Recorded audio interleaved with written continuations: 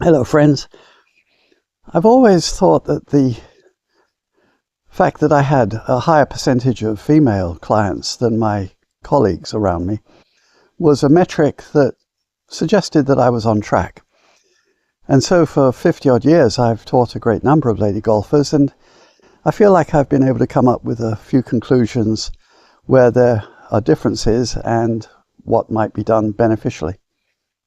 So the first thing that's very traditional is the modification of the grip to make it stronger. Now that term is a little ambiguous. It doesn't mean squeezing harder. It means turning both hands to the right, so that the way they used to refer to it was that there'd be at least 3, if not 4, of the knuckles of the left hand visible.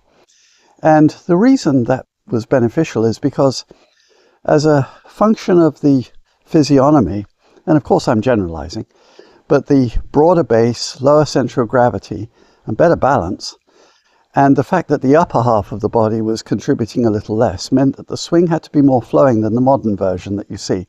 In other words, there'd be a turn, and the arms would travel with that turn, and look a little different from the modern tendency with particularly the male golfers, where the arms are swung up, what they call upright, and the knuckles of the left hand are scrolled. I call that scroll, this counter scroll, scrolled dramatically over the top, and the shaft of the club, what they call laid off, which means pointing to the left of the target. By contrast, lady golfers generally are much more what they call on plane, where the shaft line and the left arm look much more matched to the movement of the club as it swings through the ball. And that at the top of the swing, the knuckles aren't in this extreme, what I call scroll position, but more neutral, where the knuckles are subtly folded back toward where a wristwatch might be, and at the very least have it flat here. Now, the benefit of those configurations with the grip and then the backswing is that it matches up with how you apply force for a female physiognomy. You're going to take advantage of the flexibility and the broader base, the lower center of gravity, the better balance, and wind the swing all the way to the end, where the mass of the club and its movement in that direction is actually pushing against the body. And of course, the flexibility of the spine, which we can reasonably claim is going to be more in a lady golfer, is actually wound up.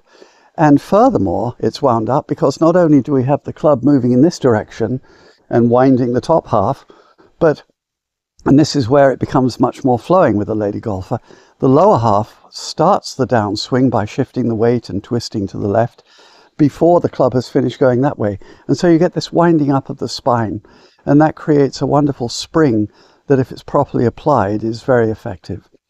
Now, there's one other feature which is recommended for male golfers, particularly with the upright, the scrolled, the across the line, is that they have to swing thinking that they're going to swing dramatically what they call in to out. That's where a club would be intended or felt to attack the ball from this side of the target line through the ball to the other side. Now that, has been debated over the years, but particularly with lady golfers with their physiognomy, it would be better that they just swing down and around themselves, and that winding up of the body that I've suggested is actually how it's accomplished. So there's how the swing is subtly done differently for a lady golfer.